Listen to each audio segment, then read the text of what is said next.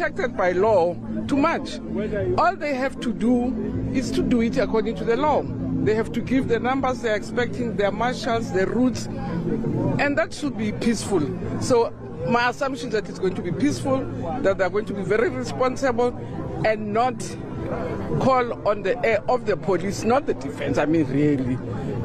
Defense is the last number. Says we tell them much as defense. I don't think. Already at this stage, I don't think it will be correct unless the marchers because I'm a soldier. So there's been no call. The 30th it's a march, so it's not a declaration of war. So I expect the march to be a march, and the organizers to be responsible for what they would have started. And it's as simple as all that. Bafowethu into ongayazi inkulu kunawe. Indaba ezimnandi ke engicabanga ukuthi izojabulisa abahlali abaningi base South Africa malelana nemarch ezoba khona ngomhla ka-30 kuJune.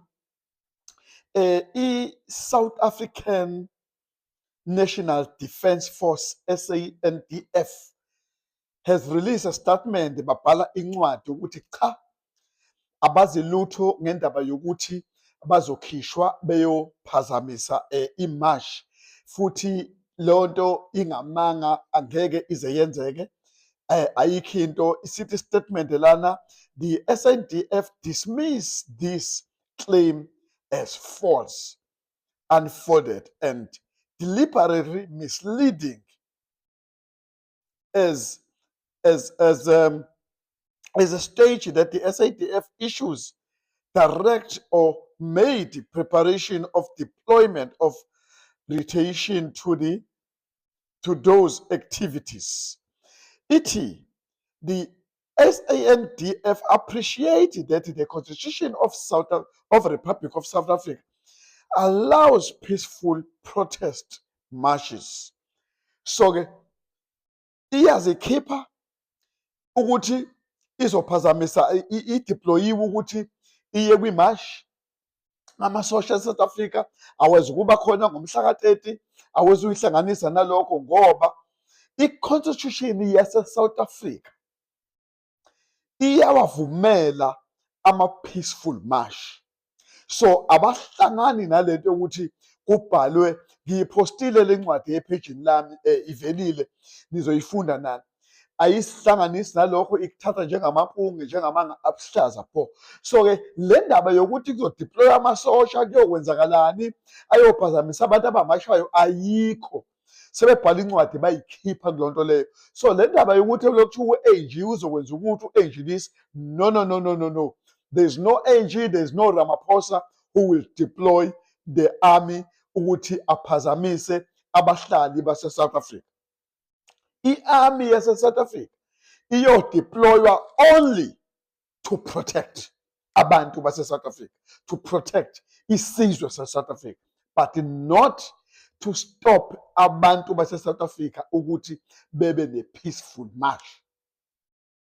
No. That one, it will never happen, that one. It will never happen, that one. Okunye futhi esikuzwayo ngwasemzansi yilokhu ukuthi ithi i-EFF izothathela izinqumo noma izomfaka enkantolo uThoko Didiza owuspeaker wePhalamende ngendaba yasePhalaphala ngoba unokudonsa izinyawo ngale ndaba kaCyril Ramaphosa nePhalaphala uThoko Didiza. Kodwa this time bengafuni ukuthi kube yi-EFF aphi amanye amaqembu afuneka amaqembu aphumele obala. Makuwukuthi nisePhalamende namaqembu nezihlalo nina amaqembu ezepolitiki kumele ngabe niyasukuma nonke nilokhuze nilokhuze niphushe. Kade simbona uVuyo Zungula we-ATM. Sukuma nonke nihlangane collectively bubophene uRamaphosa ngoba yikho lento yokuthi ayofaka ilento ukuthi uphikisa isinqumo senkantolo ngale ndaba ye-impeachment yakhe. Kumele uRamaphosa he must be impeached, and if he doesn't want to be impeached he must resign immediate effect. Because sikhathele ilento yemdlwembe. Uma umongameli nje do the right thing, do the right thing, just do the right thing. Resign, Cyril Ramaphosa, you must resign. thina nje singabahlali be-South Africa, thina Ramaphosa, we just sick and tired of being sick and tired. Hayi, we know that we don't have umongameli. Okunye-ke futhi okuvelayo yilokhu yokuthi since iGhana ithathe abantu baseGhana, labantu baseGhana asebephumile aba-100, aba-300, baningi futhi abantu baseGhana kufanele bephumile. Kodwa iGhana nje bethatha abantu bayo isithi ayizukuyivuselela ilayisensi kosomabhizinisi base-South Africa abarana i-mining, abamayina enye imayini yaseGhana. Ngithi mina shosho ayinqamule onke osomabhizinisi ngoba thina njengabahlali base-South Africa asibenefithi ngalutho ukuthi bona bamayine ngale. Kunjenje kwenziwe i-exchange e-wrong ukuthi kuthathwa abantu bezefuqwa la ngenxa yokuthi khona abantu abenza amabhizinisi ngale. No, bonke labo somabhizinisi abanamabhizinisi kulamazwe lawa ngaphandle asihlangani nabo, yindaba yabo. Kodwa thina sikusho ukuthi all illegal foreigners must leave. Sengivala. Nina-ke eningabalandeli bami, those who are followers, following me, akukho lapho ozongitshela khona bakwethu ukuthi hayi angiseze ukukufollowa ngiphoxekile kwanje. Lalela, angizange ngakubhala incwadi, angina-contract nawe ukuthi ungifollowe, nami angicethi ungifollowe umuntu ongafuni ukusebenzisa ingqondo, umuntu ongafuni ukucabanga. Umuntu ongafuni ukucabanga, chances are akafuni ukuhlonipha, chances are akafuni ukulalela abanye abantu. Ungangifollowi uma ungacabangi, uma ungahloniphi. Mina I'm here for ukuthi kuqondiswe, I'm here for i-awareness, I'm here for abantu base-South Africa abafuna ukuzwa izinto ezibalulekile. I'm not here for ukitazana, anginaso isikhathi sokukitazana bakwethu. Ngisuka kude kabi and ngimdala kabi bafowethu. Cha, namuhle nje ngimuthi impela manje ngibheka, ngiyacwebezela, nginsizwe ecwebezela, ngubaba ucwebezela. Kodwa akusho ukuthi sekufuna ukuthi uzothi hayi Mr. Mthombo babona ivideo ebengidlala izolo lena ethi abahambe sekunjani. Ngidansela ingoma kodwa khona ilimi ebeyibhala hayi ngiphoxekile namakhanda amakhulu siphoxekile. Hey lalela, phoxa kuyofa, akuhlangani. Lana sikhuluma ngeqiniso, onke ama-illegal foreigners they must go. All illegal. Abantu aba-right, uyazi ukuthi umfowethu usuke eGhana, usuke eNigeria, uphuma eZimbabwe, u-right, unamaphepha akho ala, usuke eMalawi, you fine, hlala phansi, right, hlala nje South Africa nganza kwethu. Niyibonile-ke ilokhuzana eyincwadi futhi evele eCambodia, umongameli waseCambodia ukuthi ubhale wathini? Umongameli waseCambodia uthi onke ama-national African nationals, uthi onke ngomhla ka-31 May, uma ungaphumile ngomhla ka-31 May uzoboshwa. Uthi all foreigners nation whose fine have been cleared must leave Cambodia. I've been in Cambodia. Is a beautiful country. Elumakhelwane eliphakathi kwe-China ne-Thailand. Clean nice Cambodia. Like liyingxenye ye-China, lise-Asia. Uthi before ngomhla ka-30 of May, all foreigners funeke bebe sebehanjiwe.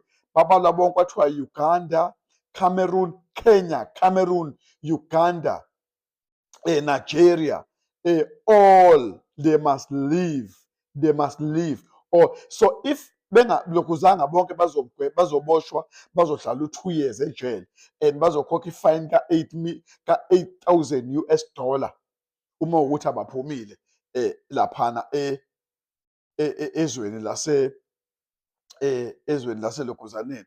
So uthi sizophinde iGhana, iKenya, iCameroon, i-Uganda and others, neNigeria.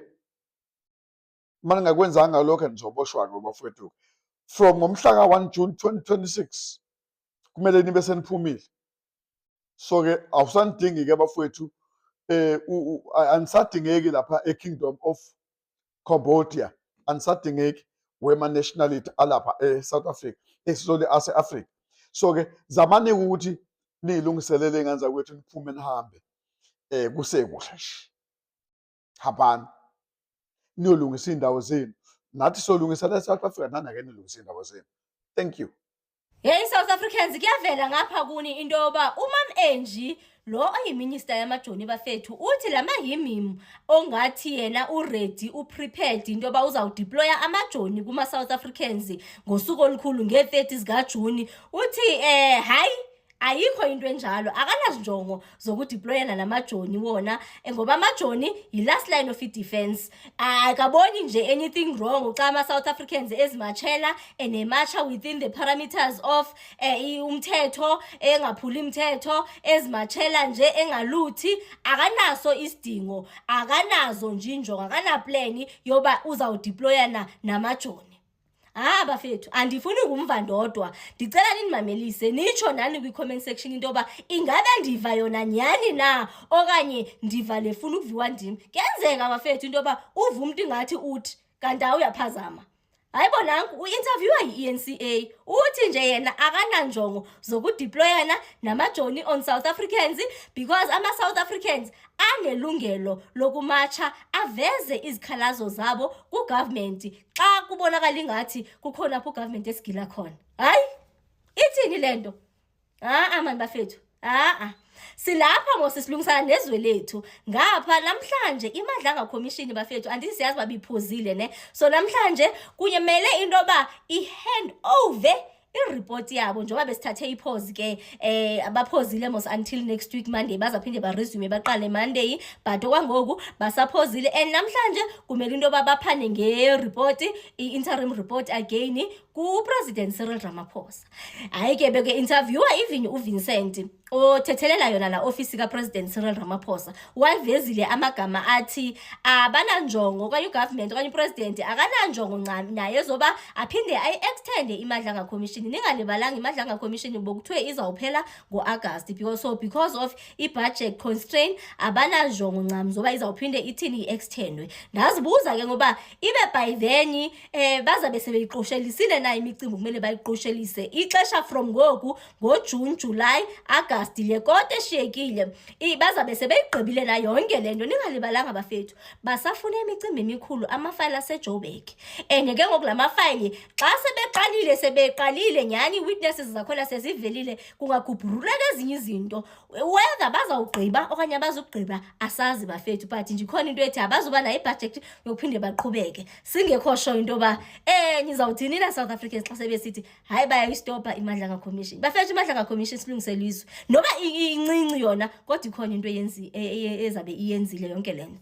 Ningalibalanga ke bafethu bese sichilo into yoba uThulani Shongwe ubiziwe kuMadlanga Commission ubazothetha into phansi koba ke enezinto akazithetha ngoGeneral Khani naye kule ku-ad-hoc committee. Singazi bazikhona ezinye akazaphinda azozibuzwa ngapha but nje endiyaziyo mna ayingabe uyibizelwa lapha kuMadlanga Commission yiyo yona le efaka uGeneral Khani. uGeneral Khani oke nje wangumuntu nje ngathi andazi noba ndithi wayeke wanokubuhorisa okuthile okanye wayeza manje ukumloba into yoba emandoda man usiphefumulisa ngamaphayiphu apha thetha nje ukuba uyazi la ngoma lethi nje ecela into ndikwenzele ndingekasuswa kuwe ngongathi nje into engathi njalo. Swapho ke so sizayiva bayithini into ekashongwe ngapha. General Khani ke lo namhlanje oluzile beke secourt ezifuna into yoba makanikezwe ifoni zakhe ezathathwa kula search and seizure just before naye ezawubanjwa senziwa ebanjiwe nokhathwa then ezo foni zakhe ezo zabasemapoliseni wabalekela e-high court ezamukuyobloka into yoba zinga-investigate. Namhlanje ezinge-29 kaMeyi 2026 uyiluzile ibhithi yakhona kwathiwa hayi makachithe lo manzi konke ukwezaxhelwa ifoni ezo sezikuMadlanga Commission. So asimanga bafethu izwe lona sizalungisa noba ke ubancinci into ezawulunga kodwa yona izayenza i-difference and xa kungenzeka ezenzeka izinto sizibukele bazaya baye even imigulukude safuna ukutshontsha nakwa-government izakusana le into ikhona into ezayisinceda ngayo noba incinci. Let's go back to uMam Angie ningichazele because ngoku uba ngabanyana uthetha amagama afana nala noko sizatsho sithi hayi uMam Angie size sithi hayi man amajoni mawakamnxibise nje uniform simbone nje nayinxiba uniform niyayibona mosiyo kodwa nje uba uke wazigrogrisa ngamajoni sizatsho sithi ebengadeserve noba kwa-SANDF kodwa ke uba ngaba akasideployeli nje amajoni yena hayi noko sizamncoma sithi hayidi mami so nzena yena yimami zethu nzena ha nzena nzena ngothi yena bafethu siyaqhuba asimanga. Lelizwe lokhokho bethu eli asinamva asinamphambili. Labhatyazeka eli ilizwe balimosha balibolisa eli kaloku zibolile ezinye ii-country. So asikho sho noba sisi bezivumela into yoba mazibole bafuna ukuzoncedisa thina into yoba makubole neyethu. Thina ke bafethu asinamva asinamphambili. Asinalo hayi sifuna nix thina nge-South Africa yo. Hayi bafethu hayi.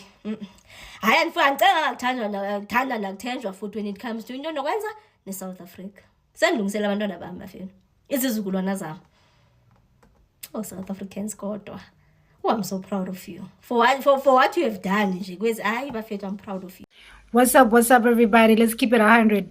Listen guys. Sizolokhu sihlekile noma kunzima kunjani but it is going down. Hayibo, bebengasabhijozi kanje. Oh my friend, negenge yangalo ukuthi nje kuzokhishwa amaphoyisa, kukhishwe wena amasosha, kukhishwe yonke into nje ukuthi ngomhla ka-30 bese kuzokhahlelwa thina ke ama-South African scandal nje amabhola. Hayi ke guys, ngixoxela indaba engayibuzanga zehlile ihlathi. I'm sure ayakazi akafiki lezi news kubo ngoba phela bavele bezwe nje umlilwane bese beyawuhangula. Sendef naye ukhiphile naye incwadi notice ukuthi there's no deployation. Angazi noma ngisasho kahle yini. Yasibona akho masosha azokhishwa la ekhishela ukuthi yena kuzolinyazwa ama-South Africans just because we are unhappy about konke lokho siya unhappy ngakho. So nje guys, rest assured sisipholile sishaya amazaza sikhipha indololwane. Akho sosha elizostubula ngomhla ka-30 and ngomhla ka-30 it is going down. So bhekana ngqo no Ramaphosa nabangani bakho obhululi bakhe laba asebenza i-country ukuthi kube i-Jack and House. Sizobhekana nani impela ukuthi sithi no more Jack and House eSouth Africa. Done. Na bafuthu ngithena ngibe nencwadi njengoba injalo efakazela lento yokuthi abantu bokufika bangathembi amasosha ekuthiwa azofika kho amasosha azofika amampunge lawo bafuthu. Isanfo isikhiphile incwadi njengoba nibona nje ilapha bafuthu. Ngithena ngeke ngibuye nawo fresh bafuthu cause kunalezi impisi nezimpela eseyihlezi igada amaposter abantu ziphika ubumayimaye bafuthu. So ngithena nje ngeke ngibuye nayo incwadi bafuthu ingakatrend la video engishayile bafuthu emayilana nabantu bokufika abathemba ukuthi bazovikelwa amasosha. Akho amasosha azonivikela la bafuthu, amampunge lawo izinto eni-creator nina nithi nisabisa thina. So uZulu ahlehlike thina bafuthu singena khona noma ngathi wakhona lawo masosha akhona lawo maphoyisa lawo sizongena khona. Mina ngizombamba umuntu ekhona ngiqede ngaye bafuthu. Sengomela vela ngidubule ngeinhlamvu zenjoloba noma ngishaya ngoqondile wazo bafuthu. Hello Mzansi, welcome to Mgosi waseMzansi. If today is your first time visiting this channel, please do the right thing and click the subscribe button. Uthi enje mutseha ayike ngizabe ukuthi mhla ka-30 June kuyodeploy amasoja la yolwa nema South Africans la yobamasha. Uthi indzaba yaloko njena indzaba lengekho because they believe ukuthi imarch yamhla ka-30 June it's gonna be a peaceful march. So asikho sidingo sokuthi kudeploywe masoja. Siyakho ukuthi le ndzaba leyo bese iseculator lapha enkundleni yokuxhumana yashiya abantu abaningi bathi i-government yalamzansi i-protector ma-foreigners kungani bangaze bakhiphe masoja bakhiphele ma-South Africans who are fighting for this country. And bana bani bajabulile ngemva kusibeve nje mutseha asho ukuthi into lefana naleyo ayikho. And ma-South Africans they are so excited. Do comment your thoughts down on the comment section. Don't forget to hit the notification bell. I'll see you in the next one. I'm signing out. Goodbye.